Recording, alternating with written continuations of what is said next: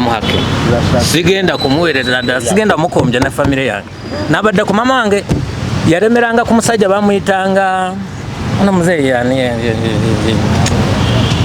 owerwengo yasooka erwengo awo bamuyita ava ku mutabazi gundi kezimbira mama wange nga kate ankube ku kezimbira nga tulonda kezimbira mingo uyu mugabo wa presidenti mumuhereza karuru mpaka omusajja wafa nga ali mu ntebe nga tumuwa karuru naye kati teri kombya vumugumu ne mama wange agenda mu myaka 86 naye yazalibwa wano kakati okuyitibwa bakaromba gubeera omusango kati mugira soni muka musoni batani bange musoni nagwo guba omusango tubadde tugamba mutugambira abasajja ba internal affairs ne president Museveni kwanze ndi chef nafunye omulimo Utali college Kenya nibinemo kugendayo kubanga endagamuntu sigirina ne passport na teri renewed umutugambire atusasire bwabanga kyakutusasira atuwe biwandiko nagenze directly nze kubanga mbadde manyiyo ningamba kati bano wansigenda kutawana nawo kangende wa Monday nakonkonya wa Monday nangamba ate kiki nimugamba wagambye kati nti ebintu byateredde lwaki timutuwa ki ebiwandiko nagamba ibyo byateredde namwe kola ki nansindika mu citizenship wena tuseyo wali nibagamba mpapula zo ninzibaraga nibagamba musajja twakugamba ogenda okole naturalization kakati ate wano kimyewo ki ningamba naye mwade mwaterezeza tukole ki nga mugamba ebintu bino mwabiterezeza nti president yatuterezeza yatuwadde executive order batuwe biwandiko byaffe kati no nade ngenze ne family emu ne mama nga kwali nibagamba mwena gwe toraba mama wo nawe yafaananira ddala bakagame nagamba timwina biwandiko mbadde natera kulwana awo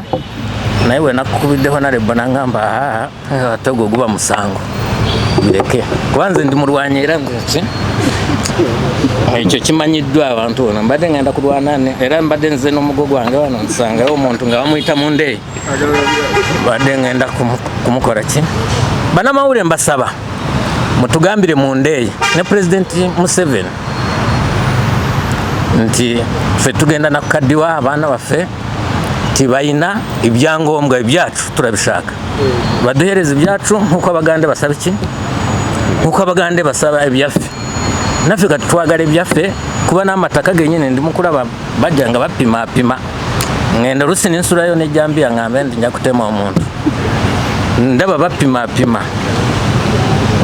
Museveni tuyambe otuwe ibyacu nutabiduha nje nanje nakaruru kanje uzabona n'abandi bene banyu bose abazze rero mu banamawulire tusanyuse nnyo okubalaba abazze mu lukiiko luno nga bwe mubadde mumanyi tubadde tutambula nga tutalaga eggwanga naddala ebitundu eby'abantu baffe we basangibwa Abanyarwanda community y'Abanyarwanda okubanga tugezaako okuba mobilizinga okuwagira ensonga y'okukyusa akawaayiro 10 naye bwe tubadde tutambula president w'eggwanga yatuyita mu State House okugezaako okulaba ngeri ki problem eno gyeyinza okubanga bagimalirizamu obuzibu buno engeri gye bayinza obumalirizamu era ne tugendayo netugezaako munnyonnyola nti obuzibu buli ku mateeka buli ku article 10 nagamba article 10 terina buzibu ye naga nti agenda kumalawo obuzibu obwo nga wandise ekiwandiiko kye bayita executive order era executive order eyo yagiwandiika ne tulowooza nti egenda kuyamba abantu baffe okubanga basobola okufuna passport n'endagamuntu naye kiriwo abantu baffe bali mugenda ku immigration okufuna passport babagamba nti balina kusaba butuuze, balina kusaba naturalization oba process gye bayita naturalization, balina kusaba butuuze okuba nga basobola okufuna passport ne national ID. So obuzibu mulaba nti obuzibu bukyaliwo, tewali kintu n'ekimu kyabadde kukyuka, era tuli tumanyisa eggwanga nti tugenda kuddamu we twakoma okuba nga tutalaaga eggwanga lyonna naddala ddala awali community yaffe, okuba nga tubasaba okuwagira okukyusa etteeka akawaayiro 10 okuba nga basobola okufuna ebiwandiiko bino ebyenkizo nga bannansi abalala bwe bandibadde babifuna, kubanga ekintu kye twayogera kye kimu, era ne aba immigration kyebogera nti etteeka libalagira kuwa abo indigenous community ezaliwo 1926 nga 1 February Abanyarwanda abalala bonna balina kusaba ki? Balina kusaba butuuze, citizenship by naturalization. So nja kusaba agambi twali tugenda tukola omulimu ogw'okwetoloola eggwanga nga tusisinkana Abanyarwanda mu bitundu bya Uganda ebyenjawulo ababonyaabonyezebwa olw'okuba bwe baagala ebiwandiiko, endagamuntu, passports ogende bweru, okugenda wa tebakyafuna amataka gaabwe.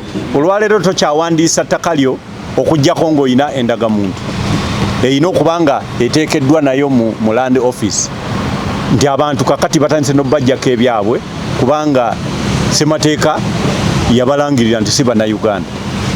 President n'atuyita, twasiibayo olunaku lulamba ne tuvaayo na kiro, n'atugamba agenda kubikolako. Kati ate twagenze okulaba bwe yakoze, yafulumiza executive order ng'erina executive instructions 12, naye mu ezo zonna instructions nga temulimu kukyusa kawaayiro namba 10. Ne tugamba kinaakola kitya? Kale maybe ye mufuusa kuba bagamba ne bwe yali alwana yali afuuka kapa. Kati ne tulinda tulabe oba yafuusizza. Twagenze okulaba abantu ab'enjawulo abagendayo nga n'omukulu omwali wano Bakalomba ng'ate era ensonga y'emu tebikyuseemu.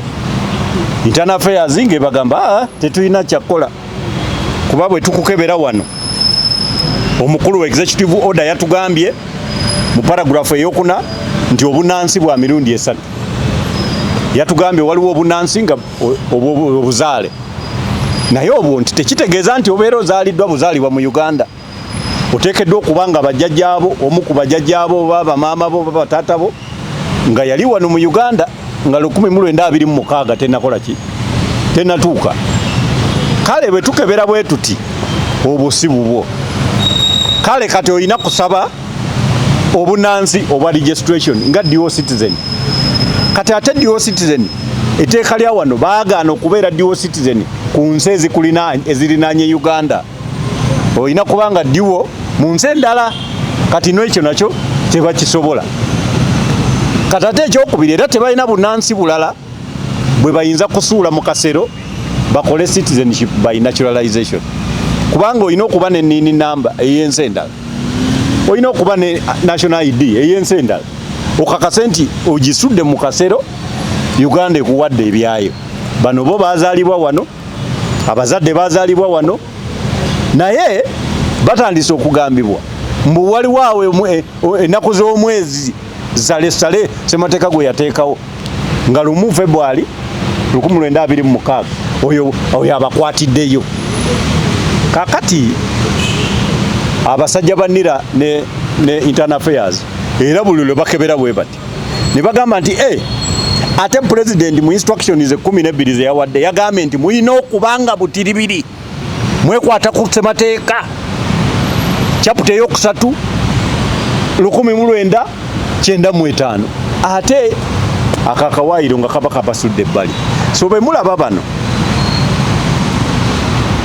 amateeka g'olwaleero galowooza nti bantu b'e Rwanda agaliwo, kyokka ate yo Rwanda egamba si baayo kubanga amateeka gaayo okubeera ow'e Rwanda olina okubanga either gye bakuzaala nga gye bakuzaalidde bano babazaalira wano, oba baba bakuzaalidde wano nga bazadde bo babeera Rwanda naye bano bazadde baabwe babeera wano, oba ekitemberayo ddala kale ne bakuzaala e Uganda bazadde bo ne babeera nga tebali Rwanda naye ng'oyina kaadi ey'empunzi. Bano si mpunzi babazaalira wano bannayuganda. Kaakati kitegeeza e Rwanda si bannalwanda ne wano bagiddwa mu Bunyarwanda kuba Omunyarwanda abeera wa wano. Kaakati bafuuse abantu abatalina nsi, stateless persons. Ekimenya amateeka ge bayita African Charter on Human and People's Rights. Ebinaagenda eyo tubiina, tujja kugendayo mpola mpola.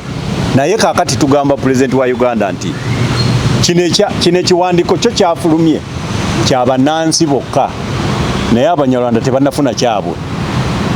Ekyabwe kwe kukyusa akawaayiro namba 10. Ekirungi nti baali bagwa cover ne bafuna national ID ezikyakola kati tebakyaziwaayo era beetegesa abasinga ozikozesa mu kulonda kuno. Nsabira nnyo President wa Uganda okugenda mu mirembe bw'oba tonnakola ku nsonga y'abantu bano kubanga balinga abalayidde nti kakati nabo baagala kubanga akalulu bakawa muntu asuubize okubanga agenda kukola ku byaffe byabwe babise ebyakyo abantu bano bagenze kati kunira ne bagenda ne ku internal affairs babagobye. Kitegeeza ebyakyo executive order tebiriimu. Naye waliwo bannakampala abakubuzaabuza bagamba Mwacholi babayita rotineka babeera babuulira kabaka nti sebo bakwagala eri yonna. Nedda bakuba Nakampala President wa Uganda fe tutambula eri mu bisegguusi tuwulira abantu beeri baabano aveeyo mu mulabe bwayambadde mutegeere nti ayavudde ku ttale n'agenda okukozesa executive order ne bagimumma. So n'olwekyo bano be Banyarwanda President wa Uganda si bannakampala abali mu suuti, abo abali mu suuti bo beeyiiya n'amanyi oluusi gabaganjawulo. So n'olwekyo President wa Uganda kola ku nsonga ey'akawaayiro kano namba 10 kubanga ensi twagala yeeyongere ebeeremu emirembe.